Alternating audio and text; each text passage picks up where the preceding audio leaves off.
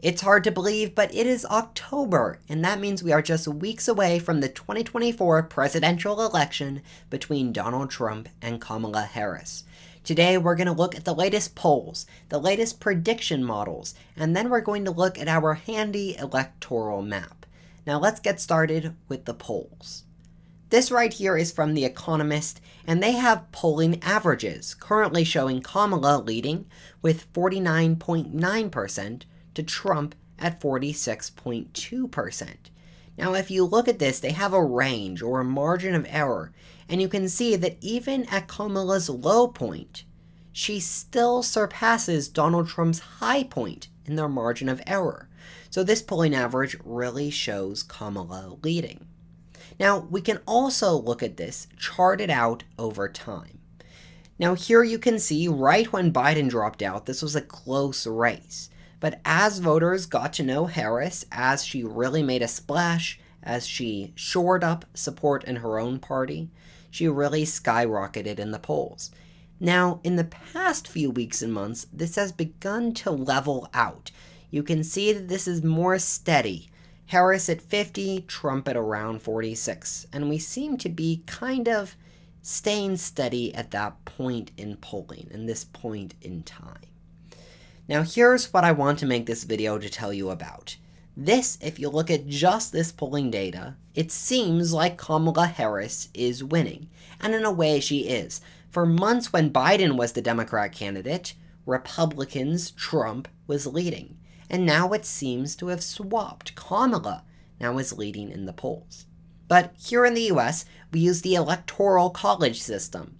And that means that Kamala's lead may not be as obvious as it seems in this poll. So let's look at another resource. This right here is a very helpful map from The Economist. And in here, they show the distribution of polling errors over every presidential election since 2000. And what you can see, especially in 2020, was that a majority of polls overestimated Democrats. We saw the same thing in 2016, Clinton versus Trump. Polls overestimated Democrats. So this first is a warning sign to us that we shouldn't fully trust the polls for what the actual result will be. But also, I already mentioned it, the Electoral College is often not too friendly for Democrats. It's easier for a Republican, in this case Trump, to get to that 270 mark. So keep in mind what we just looked at. Polls can be inaccurate, and the Electoral College can help Republicans. With that in mind, look at the popular vote. Look at how close these two candidates are. Trump at 48.5 to Harris at 51.5. This right here is a close race, just a few percentage points, and really swaying in a few key swing states.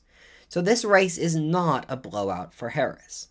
That being said, she does have the advantage. Look at 538's win probability. They have Harris winning 56 out of 100 times, Trump winning 43 out of 100 times. So keep all this background in mind, and now let's look at our electoral map. We're in a close race, with Harris barely leading. But this right here is what actually matters, how this race plays out across America. Here's the thing, for Kamala Harris to win, she needs Pennsylvania, she needs Michigan, and she needs Wisconsin. This is really key. In Wisconsin and Michigan, Harris has a 60% chance of winning. That is remarkably high for these close swing states. Now Pennsylvania, which Kamala definitely needs, her chance is 54 out of 100.